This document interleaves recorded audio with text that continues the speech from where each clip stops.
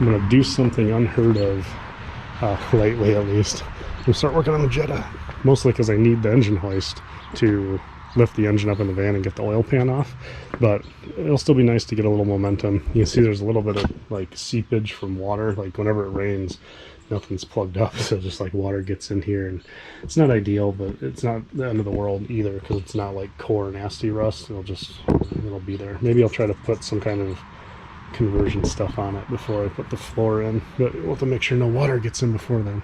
Either way, I can put crap in there, and the goal will be, I think, I want to get the pedals in because it'll be easier to put those in before I put the steering wheel in. But pedal and steering wheel should be enough that I can work around the engine and do crap like the brake booster.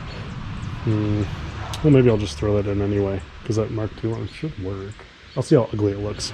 It might be worth starting to nickel and dime myself to death and just put things in it, or just buy new parts.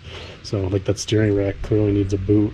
I don't remember that being shredded up when I put it together, so maybe an animal got in there. I thought I had, no, I didn't use new boots, but I can get new boots, they're cheap. Maybe I should start making a new list. Go away, bees. Get out of here. Alright, so which one? Oh, I need a little spacer so this camera doesn't rattle. That should be better. So, yeah, this is off of the Mark IV, and we don't need it. This is Mark IV, don't need it. This is off of that Passat set. Right, because the ones with the covers are the original. This is off of a Passat TDI and should bolt right in. And it has all of its pedals that all exist. And I probably need to find a clutch slave from a Passat just to make sure the length is right. But that can go in after the fact. And I don't have the little cup that goes here. I think it goes up here for rigidity. But I might just put a big plate on the other side on the firewall. We'll see. Well, even though I bagged everything, I couldn't find any of the bolts for the interior. They're probably out in the trailer. I don't want to look there. So this is what $14 at the hardware store gets you. I got some 8s, 6s, and 10s, and a couple different pitches. Should be fine. Can't really complain about having new bolts. Had to go dig around the shed to find the steering column from the Mark II since I'm going to use that.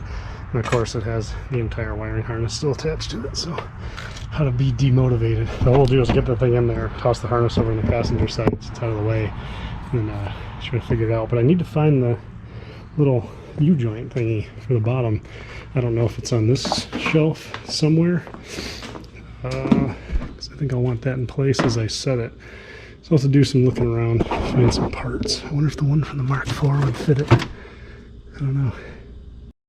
Oh, that ended up being more of a pain in the ass than I remembered. I had that CV joint came apart while I was prying on stuff trying to get things to fit. There's a lot of tension this way across the mounts, so I don't know how long they'll last like that. They might blow right the hell out, and then I still have the, I'm real close on this side, so we'll see if that rubs once the thing runs, but we're all bolted in, and it's all I wanted to get done for now, so I can get the hoist over to the Sprinter and get the oil pan off. So, yeah, sweaty and gross, like always.